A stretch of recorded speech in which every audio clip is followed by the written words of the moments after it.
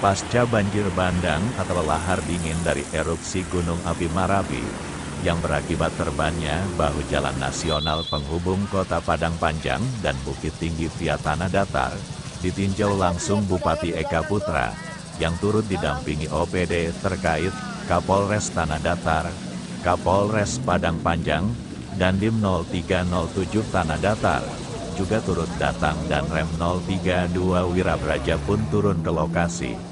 Sabtu, tanggal 6 April tahun 2024. Pada saat itu, Bupati Eka Putra langsung instruksikan untuk segera diatasi, seperti genangan air dan material gunung yang masih mengendap menutupi saluran air di Jalan Nasional penghubung Kota Padang Panjang Bukit Tinggi, tepatnya di Kelop Antunagari Aya Angek Kecamatan 10 Koto Kabupaten Tanah Datar.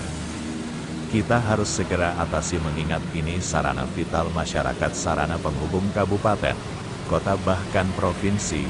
Dari itu saya instruksikan Dinas PUPR berkoordinasi dengan instansi terkait bagaimana air bisa dikuras dan tumpukan material yang menutup aliran air bisa diangkat, ujarnya.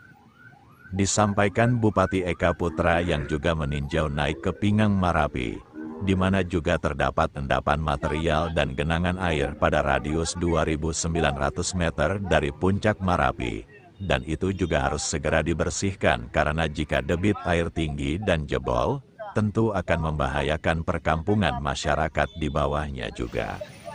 Saat ini kita berupaya bagaimana Dinas PUPR untuk segera menurunkan alat secepatnya, di samping tim dari pagi terus bekerja seperti menguras debit air dengan alat sedot air, dan juga di titian Anau Jorong Kandang Sampia material menumpuk yang harus segera diangkat, jika tidak kita khawatir jembatan bisa ambruk, ulasnya. Mengingat curah hujan yang masih tinggi di wilayah Tanah Datar dan sekitarnya, Bupati Eka Putra mengimbau masyarakat untuk selalu waspada, karena bencana bisa terjadi kapan saja dan erupsi Gunung Api Marapi masih terjadi. Tim Kaba Balai Gadang melaporkan dari Kelop Antu Aya Angek.